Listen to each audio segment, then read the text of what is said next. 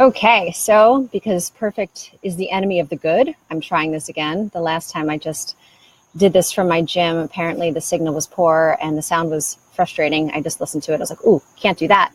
So deleted that and trying again. So in my backyard now, I was actually in the middle of working out or wrapping up my workout when I realized it was the perfect time for me to do my live video about this week's blog. And this week's blog is about back to the basics, the fundamentals of what I do every day, no matter what. That kind of provides the foundation for me to have the best day possible and ultimately the best life, right? Because our life is one day at a time. Each day we make choices, and those choices determine what the outcome is of our life. So starting last night, I had a great night's sleep. I went to bed on the early side. I made sure I got 7 to 8 hours of sleep last night. And no matter what, I prioritized my sleep. I am a mom. I had babies. So I went through a period of my life where, every 3 hours, we were being woken up. And if you're a parent, you've gone through this period and you know that being sleep deprived has a huge impact on what you're able to accomplish the next day. It impacts how you feel. It impacts how you think. So prioritizing a good night's sleep is super, super important. Next, I wake up a half an hour early before the rest of my family to make sure I have time to meditate. Every day, I meditate no matter what. If we're traveling, I may need to adjust how I make that happen. But I make the choice no matter what to get up early or to set aside time in the day to make sure I get to meditate. Because when I meditate, I am at an entirely higher level of being able to be creative and present and make the day as positive as possible. Next, I work out. Exercise, you don't use it for losing weight, right? That's not what exercise is for. Exercise is for our body and our brain to be as functional as possible. Use it or lose it. That's how everything in life works. So by exercising, I'm basically infusing my neuromuscular system with as much power and functionality as possible.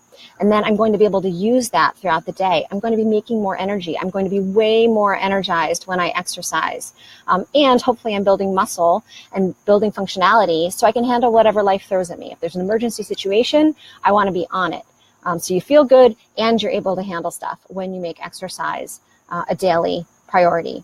Next, food. You have to eat real varied food. So every day now, I drink a huge green smoothie. It doesn't taste that great, to be honest. In the beginning, it's pretty bitter because I put like coriander seeds, lots of different seeds in it, all kinds of leafy greens, celery, cucumber, a little bit of lemon juice, but no fruit in it. And that's kind of my breakfast lunch meal, if you will. And the reason why that's so important is because it ensures that no matter what, I get a wide variety of vegetables during my day. Because otherwise it's hard. It's hard as we're running around to make sure that we get the vegetables that our body needs from both a macro and micro nutritional level to be healthy, right? And it's hard at first. And it was really hard for me. I think most of us are wired from the time we're little to equate food to pleasure, right? And whether it's just a sensation of, it tastes so good in our mouth, but we also get wired for it to have like this emotional pleasure, right? Like, oh, here's a cookie as a treat or a reward, or a cookie is love. If like, oh, come here, honey, here, have a cookie. Like it messes with us, how we relate to food. So retraining our brain around food is really, really important. And so for me, that process looked like being really mindful around like, okay, how do I feel when I think about the food? How do I feel when it first touches my mouth and that initial taste? Does it taste as good as I thought it would or did? Sometimes it does, right? How does it taste a minute later, like in my mouth? How does it feel going down my throat? How does it feel in my stomach?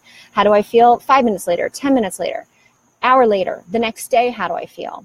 And pizza is a classic example because I always loved pizza. I grew up, pizza was like the really fun thing we went and got on Friday nights. Once I was in middle school, that was the thing we went and got to have this kind of independence and go get our pizza. Pizza is yummy and delicious. It tastes really good.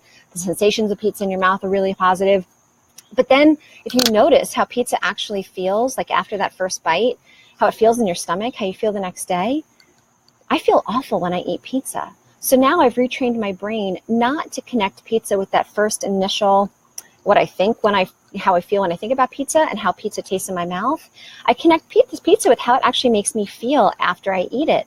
And that's not good. So I don't even want pizza anymore. In fact, I got my green smoothie here. Like, this is what I want. This is what I'm drinking. And this is what feels so good because I know it's nourishing me.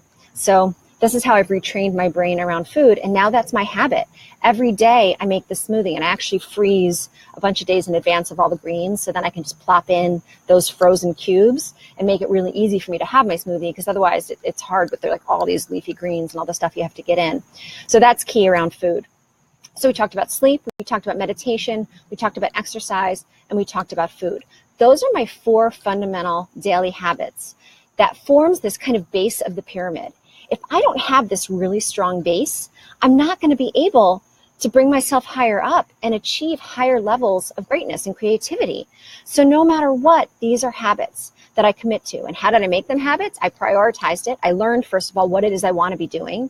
Then I prioritized doing it, right? And it takes, every habit is different. Research shows that sometimes it takes 2 weeks to establish a habit. Other things that are harder, it can take 3 months to establish a habit. But the key is to prioritize doing it every day. And if I miss a day, no matter what, that next day, that is the most important thing that I do.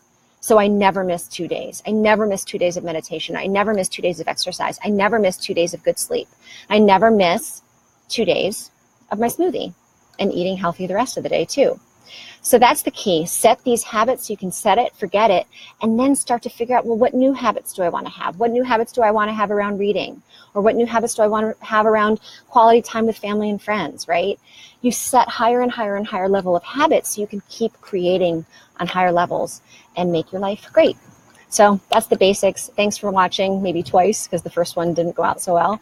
But goldevolution.com, this is where you can find more of my stuff. You can get my book, the first chapter of my book, for free. There's a morning meditation for free. And that's it. So thanks so much, you guys. Have a great day.